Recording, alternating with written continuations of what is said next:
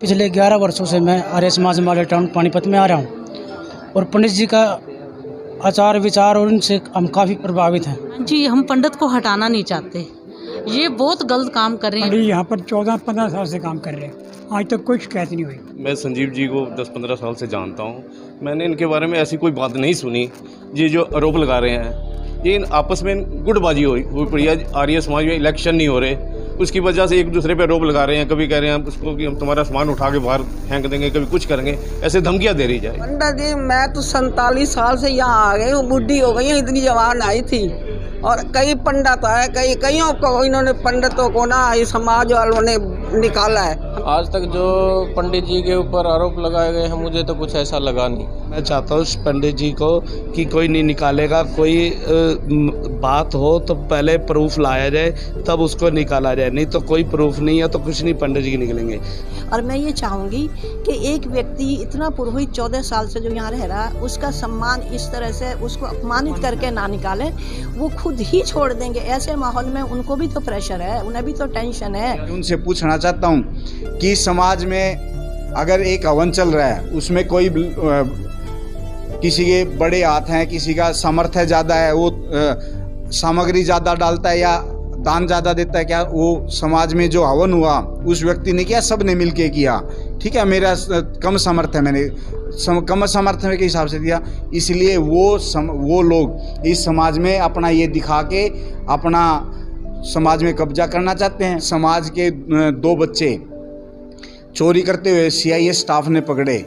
इस समाज के व्यक्ति थे, किसी को कोई नहीं पता, वो समाज में अपने आप ही गए, उन्होंने उसकी जमानत कराई और वो अपना दबा लिया। समाज के किसी व्यक्ति को नहीं बताया। क्या समाज के जो और 116 मेंबर हैं उनको कोई नहीं बताने लगना चाहिए? संजीव जी के बारे में क्या कहना चाहेंगे जो उनको भेजा जा रहा है यहाँ से? ये बिल्कुल सरासर गलत है कि उनको भेजना, अगर भेजना है समाज की मीटिंग बुलाएं।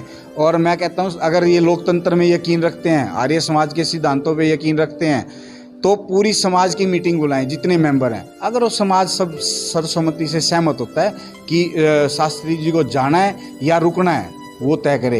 ये 2 लोग या 3 लोग आते हैं, सुबह शास्त्री जी का माइक उठा देते हैं, मंच से उठा देते हैं, बुधवार की घटना से लेके आज तक। अब 2 दिन से आप लोग आ रहे हैं तो वो लोग ये हिम्मत नहीं कर पा रहे। वो तो लोकतंत्र में यकीन नहीं रखते, वो तो सोचते हैं कि ये तालिबान है या अफगानिस्तान में हम रह रहे हैं। इसलिए मेरी आपसे प्रशासन से मैं अपील करता हूं, मैंने CM विंडो में भी कंप्लेंट लगाई है कि ये समाज सभी का है, 2-3 व्यक्तियों का नहीं है। इसको यहाँ पे अपने समाज प्रशासन अपनी एक बार नज़र दौड़ाए और इस समाज को ठीक और सुचारू रूप से चलाने में मदद करे। पंडित जी, आप पर बहुत सारे आरोप लग रहे हैं कि आप मदिरा पान करते हैं, मांस खाते हैं, इस तरह के इल्जाम आपके आर्य समाज के कुछ लोग हैं वो लगा रहे हैं, क्या कहेंगे आप? मैं इसमें क्या कहना चाहूँगा जी, ये सिर्फ इतनी बात है कि मैं 14 वर्षों से पुरोहित हूँ और 14 वर्षों से मैं ठीक था, मेरे प्रशंसक भी थे और यही लोग स्टेज से ये भी कहते थे कि पंडित जी बड़े निर्लोभी हैं और जो क्रियाओं में जो थाली में पैसे आते हैं वो भी पंडित जी समाज को दे देते हैं। हालांकि क्रिया में आया हुआ पैसा जो किसी मृतक व्यक्ति की तस्वीर के आगे चढ़ता है, एक सामान्य सामाजिक परंपरा है कि जो पंडित क्रिया में स्टेज पर बैठा होता है वो उसको लेता है। मेरी पत्नी जब से DAV में नौकरी लगी तो मेरे अंदर से आवाज़ आई कि भाई जब परमात्मा हमें दे रहा है तो हमें भी ज़्यादा लालची नहीं होना चाहिए। और मैंने फिर घोषणा की, तीर्थराम मुटनेजा जी हमारे यहाँ एक मेंबर हैं, उनकी पत्नी जो कि मेरी प्राइमरी टीचर थी बचपन में, कभी मुझे नहीं पता था, मुझे तो यहाँ के पता चला कि वो मेरी प्राइमरी टीचर है, तो वो उन्होंने बचपन में मुझे पढ़ाया था, हम उनसे बहुत डरा करते थे बचपन में। तो उनकी क्रिया थी और उस समय मेरे मन में ये बात आई कि चलो आखिर कब तक ये रहेगा। तो मैंने उस समय घोषणा की कि आज के बाद जो है, जब परमात्मा मेरे पीछे खड़ा और मेरी सहायता कर रहा है, तो आज के बाद ये जो पैसे हैं क्रिया के, अब मैं ये अपने पास नहीं रखा करूँगा, ये मैं समाज में दे दिया करूँगा। तब से मैंने ऐसा भी कहा, ये परंपरा शुरू की। चलो ये तो हर आदमी का अपना व्यक्तिगत जीवन है, आरोप लगाने का तो कोई किसी पर कभी भी आरोप लगा सकता है, मैं भी आप पे आरोप लगा सकता हूँ। ऐसा तो कोई व्यक्ति आपको नहीं मिलेगा जिसने जीवन में कोई गलती या कोई अपराध ना किया हो।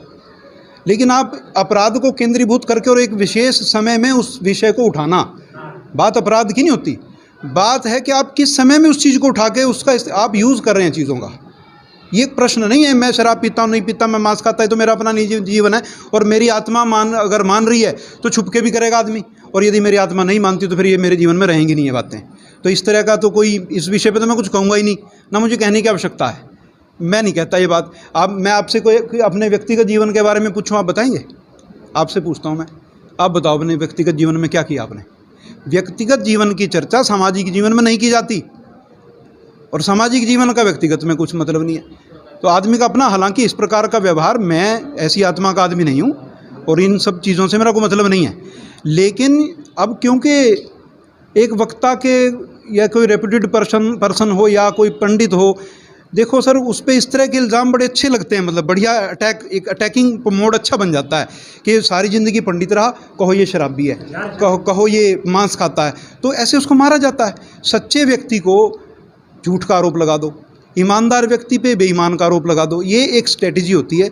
जो लोग बड़े अच्छे खिलाड़ी होते हैं और वो बड़े अच्छे खेल खेलते हैं बड़े तरीके से, तो ये वो बात उठाते हैं। हमारे आर्य समाज मॉडल टाउन में ऐसा भी हुआ है कि पूर्व प्रधान ने पैसे खाए हैं यहाँ आर्य समाज में, और यहाँ पे जो क्रियाएं हुई उनमें जो हलवाई बुलाया गया उस हलवाई से कमीशनें खाई गई हैं। उस विषय पर कभी किसी ने चर्चा नहीं की, उस व्यक्ति की सदस्यता तक भी खत्म नहीं की गई, अपितु उस व्यक्ति को बड़े योजना से आगे लाने का प्रयास किया गया, और मैं दोषी हूँ, मुझे दोष लगा दिया गया मेरे ऊपर। तो ये सब मैं इस बारे में नहीं कहूँगा, ये तो निराधार है, और ऐसा भी नहीं है कि कोई समाज में मेरा लालच है। देखिए आप मीडिया हैं, और मैं समझता हूँ कि ये तो लोकतंत्र का एक खंभा है, और यदि आपके सामने भी आदमी झूठ बोलेगा तो फिर उसका कोई जीवन नहीं। कोई आदमी तस्वीर ला सकता है, कहीं से भी डॉक्टर्ड फोटो ला सकता है, कहीं मैं शादी में खड़ा होकर मैं कोका कोला पी रहा हूँ, उसकी फ़ोटो खींच के किसी ने रख ली हो और वो लेके आ जाए, तो अब इसमें तो मैं कुछ नहीं कर सकता जी, इतने प्रमाण तो मेरे पास है नहीं। जब दूसरा व्यक्ति बेईमानी पर ही उतर जाए तो फिर आपकी ईमानदारी किसी काम की नहीं रहती। मेरा नाम संजीव वेदालंकार है, और जबकि इल्ज़ाम लगाने वाले व्यक्ति सत्तावान, सामर्थ्यवान, आर्थिक रूप से बलवान, हर चीज़ उनके हाथ में है। मेरे पास कुछ नहीं है भाई, ना मेरे पास कोई सत्ता है, ना मेरे पास कोई शक्ति है, ना मेरे पास कोई ऐसा सामर्थ्य है। आपको डराया गया, धमकी दी गई? बिल्कुल जी, मेरे पास फोन आए, मुझे कहा गया कि अगर आप समाज नहीं छोड़ेंगे तो खून खराबा होगा। ऐसा, चलिए मैं नहीं नाम लूँगा, देखिए ऐसा होता है, जो भी व्यक्ति कहता है वो उसका एक बड़े वरिष्ठ व्यक्ति हैं। मैं नहीं चाहता, मेरे तो पिता जैसे हैं और मैं हमेशा उनका आदर ही करता रहा हूँ, ऐसी बात नहीं है। ऐसा भी नहीं है कोई मेरा किसी से द्वेष है, ना मेरा किसी से कोई लेना देना नहीं। वो कहीं ना कहीं समाज के हिस्सा हैं जी, बिल्कुल बिल्कुल, अरे बहुत महत्वपूर्ण हिस्सा है, हिस्सा नहीं है, उनके इशारे पे समाज चलता है। ऐसे कैसे कह सकते हैं आप समाज का हिस्सा? सब कुछ है, तो ऐसा नहीं है। और ठीक है, उन्होंने किस रूप में कही वो जाने, मैं कोई उनके लिए उनको मैं दोष भी नहीं दे रहा हूँ। देखो जी, मेरा कोई ऐसा इरादा नहीं कि मैं उस पर इल्ज़ाम लगाऊँ। बात सिर्फ इतनी है, मैं सिर्फ ये चाहता हूँ कि मुझे मेरी बात कहने का अवसर दिया जाए। यहाँ समाज में इतनी बड़ी बड़ी बातें हो गई, उसके लिए किसी ने मीटिंग नहीं बुलाई, कभी किसी ने किसी व्यक्ति को कुछ नहीं कहा, और मेरे ऊपर धड़ाधड़ 1-2 महीने के अंदर ही सारे आरोप सिद्ध करके कुछ 10-15 व्यक्तियों ने, 5-7 व्यक्तियों ने मिलकर फैसला कर लिया कि पंडित जी नहीं रहेंगे। वो हर रोज़ आके यहाँ मेरे कार्य में बाधा डालते हैं, मुझे हवन नहीं करने देते। कभी कोई हर रोज़ आ जाता, कभी कोई हर रोज़ आता। ये तो आप लोग हैं जो 3 दिन से 2 दिन से आप लोग आ रहे हैं।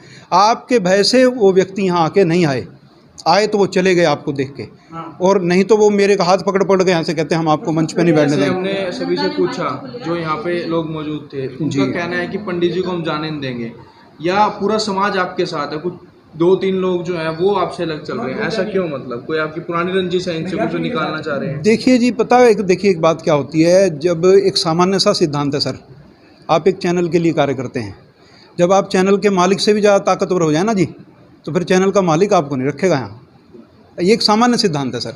आपकी दुकान पे एक व्यक्ति नौकरी करता है, और वो नौकरी करने वाला व्यक्ति जब मकान मालिक से भी, दुकान वाले से भी ज़्यादा शक्तिशाली हो जाए, तो फिर दुकान वाले को तो उसको निकालना है। कहीं ना कहीं मैं चीज़ों को प्रभावित करने लग गया था, कहीं ना कहीं मैंने सच के पक्ष में लोगों को जोड़ लिया था, कहीं ना कहीं मैं ऐसे आदमी पकड़ लाया था जो सच्चे सुथरे और ईमानदार थे, जो समाज का प्रतिनिधित्व करते, जो समाज को एक उच्च ऊंचाइयों पर लेके जाते, इस समाज का भला होता। मेरा निजी उसमें कोई स्वार्थ नहीं था।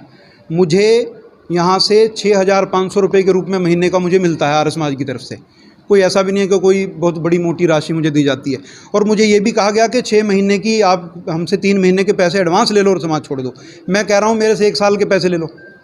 6,500 रुपये महीने दे के आप मुझ पर इस तरह के इल्ज़ाम लगाते हैं। ये तो चलो हम, देखिए मैं एक बात सिर्फ कहना चाहता हूँ जी, ईश्वर न्यायकारी है। मैं सदा ही भगवान के मार्ग पे चला हूँ, और मैंने अपनी आत्मा से हमेशा ही अच्छा करने की कोशिश की है जी। अगर मुझे लगा है कि कोई व्यक्ति को सहायता चाहिए और वो मेरे पास आ गया, और मैंने भी क्या कर दी, मैं तो समाज के उन लोगों का बड़ा धन्यवादी हूँ जो मेरे एक बात कहने पे अपनी जेबें खोल खोल के अपना पैसा देना शुरू करते हैं। मैंने निजी रूप से भी इसमें कुछ नहीं किया।